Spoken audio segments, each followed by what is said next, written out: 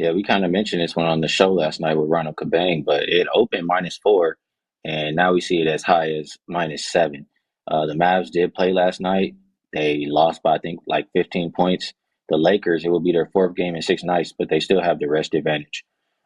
This one is pretty straightforward for me. I don't really want anything to do with Dallas until they show me that they can play without Luka and Kyrie. I mean, they played 6 games so far this season without both. They haven't covered any of them. They're losing by close to 12 points per game, and we saw another one there last night. So, combination of that with the rest disadvantage, the Lakers. I like the move that they made to get Dorian Finney-Smith. It adds a player who actually cares about playing some type of defense and gives effort. And it's not just Anthony Davis doing everything on the defensive end. So when you have a couple guys doing it like that, it becomes contagious and the team begins to do it. I think this Lakers team taps in defensively and really holds this Mavs team down. You look at, I'm pretty sure, I'm looking this off the top of my head, but I'm pretty sure the Mavs have scored 104 or less in 3 of their last 4 games. I look at without Kyrie and Doncic this season, they've scored 104 or less 4 out of those 6 games.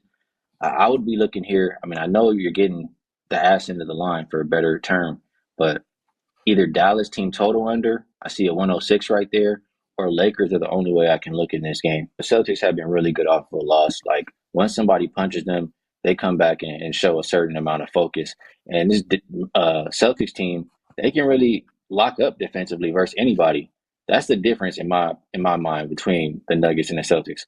I don't think the Nuggets are really capable of playing elite defense, while the Celtics are. Both teams can score, but only one team can get stops. You look at the difference as well in pace. Celtics last 5 games playing at the slowest pace in the league. Meanwhile, the Nuggets want to get up tempo, especially with Russell Westbrook. So I guess you can say it's a little bit correlated with who you like to win on the side and the total. I think the Celtics, it's too hard to bet against them off of a loss. I think they're the better team. Missing Aaron Gordon, I think that's a big miss for Denver Nuggets. Yep. So I'll lean towards the Celtics side. Also, with the under in the game, if I'm going to bet any over, and the over that I did bet actually, I'll go Jokic over his 8.5 assists. He's hit this 5 of his last 6 games. He's hit it the last 3 versus Boston. He's actually averaging a triple-double at home.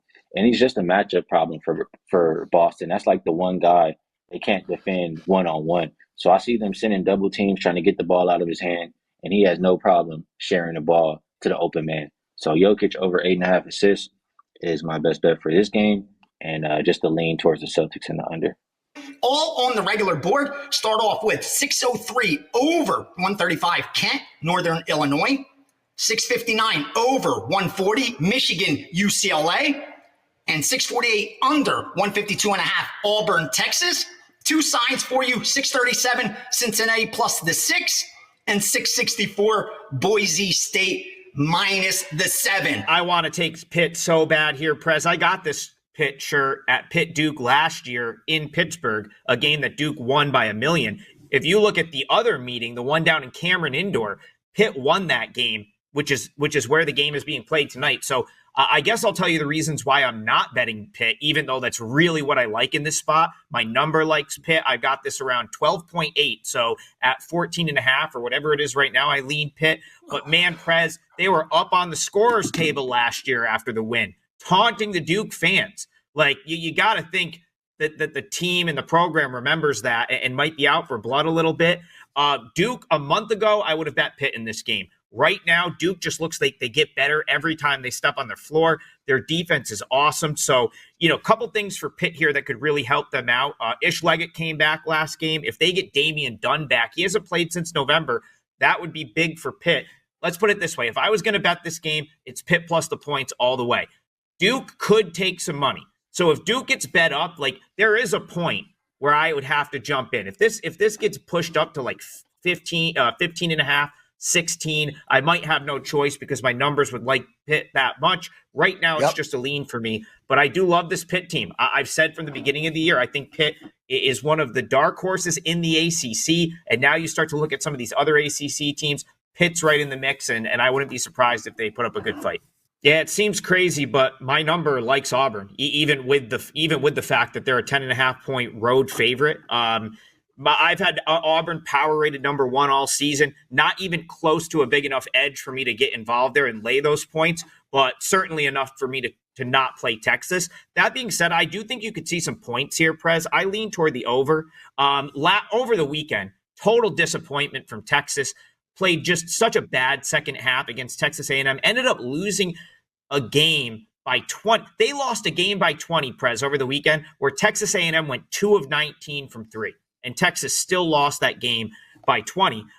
Texas shot horribly in that game as well, only like 34% from the field. So I think even against a better team in Auburn, you still get a little bit more offense from Texas here. And I do think you get the offense from Texas if they find themselves down 15 points, right? Like that's where Auburn might let off the gas defensively a little bit. And then you might just get a lot of scoring because Auburn has a lead. We know Auburn's routine night is to drop 90 on someone. So I don't really think that they're going to have an issue scoring. My numbers were a little bit low here on the total. So if I had to bet this game, it would be the over. Prez, this illustrates my point to a T. I love this Georgia team. I can't believe I'm only getting 2.5 points. Like I thought for certain I would have been able to come in, get Georgia like plus 4.5, and this would be a client play for me if that was the case. But the bookmakers are just really good on these power conference marquee type games. The bookmakers are really good. They opened this 3. It was instantly down to 2.5. It hasn't been back since. Couple things here. Kobe Brea, I hear he's sick.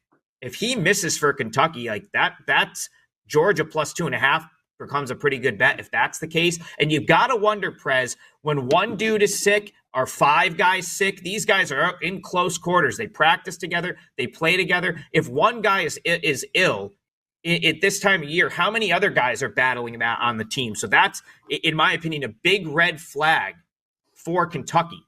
On the other side, like Montgomery for Georgia, might not play, but he missed the majority of the first half of the season. I don't think he's only been back for 4 games. I don't think that's nearly as impactful. So a couple things here. I think if there was some players out in this game, I would like the under. I love this Georgia team. I'm higher on Georgia than most. Asa Newell is a stud freshman, and it's a huge letdown spot. Kentucky just beat Florida over the weekend. Now they've got to go play Georgia on the road. I lean Georgia. Didn't get the number I wanted, but won't be surprised if they win this game. Prop in the NFL that has come out. We're just going right back to it, Prez. Bread and butter. Lamar Jackson over 1.5 passing touchdowns. Gone over in 10 out of the last 11 games, 6 straight games. Had 3 the last game against Pittsburgh. And honestly, 5 out of the last 6 starting quarterbacks against Pittsburgh have thrown for 2 or more. Only guy to not do it, surprising, was Joe Burrow last week. So we're just going to go with Lamar Jackson. Just keep riding this streak until it doesn't hit. We'll move to NHL, and we'll go with an oldie but goodie, Claude Giroux, over 1.5 shots on goal. This is another rinse and repeat type of bet. He's gone over in 5 out of 6 games, 26 out of 38 this season. And this one's crazy.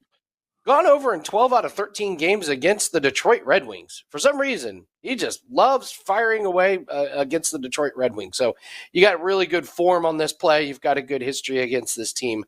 So that's definitely gonna pique my interest. And then finally, we got to go to NBA. We'll do Michael Porter Jr. again, over 2.5 made 3-pointers.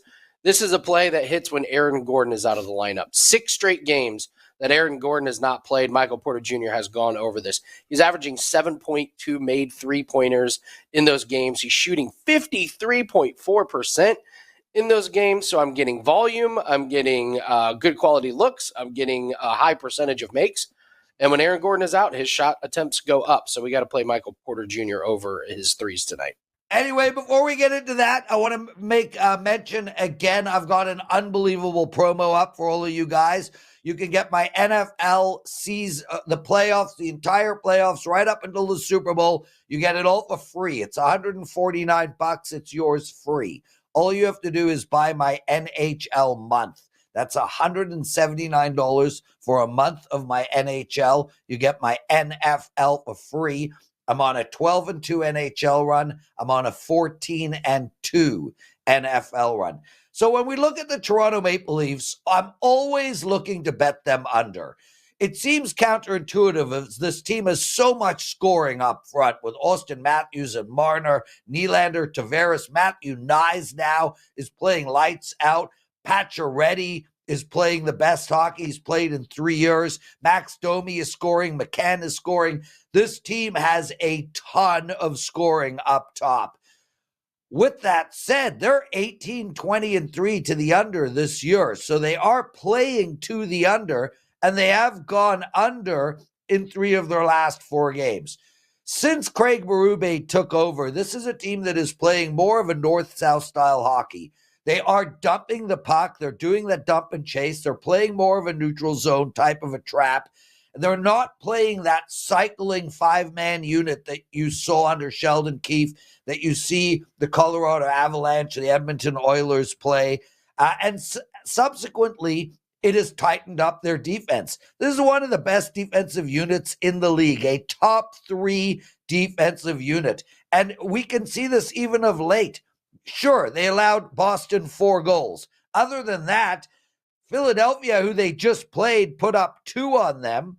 New York Islanders put up 1 each. This team has allowed 8 goals in their last 4 games, which is 2 goals a game. And that's somewhere what I expect them to do throughout the regular season. Somewhere around 2.4, 2.5 goals per game.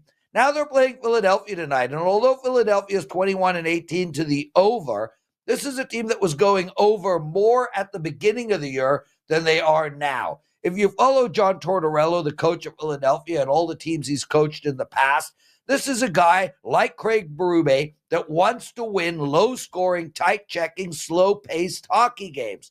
Both of these coaches would rather win a 3-1 game than a 6-4 game. We also have good goaltending in net as well on both teams, and they just played each other 3-2. Toronto won last game. So the bottom line here is I like the under. There are 80% of the number right now is 6. There are a few 6.5s out there. I took the 6.5, juiced up -135. That's a better bet than under 6 -115. I'd rather pay that 20 cents extra and have that half a goal in my pocket. So take the Leafs and Philadelphia under 6.5 -135. But I have no issue if you want to take them under 6 as well.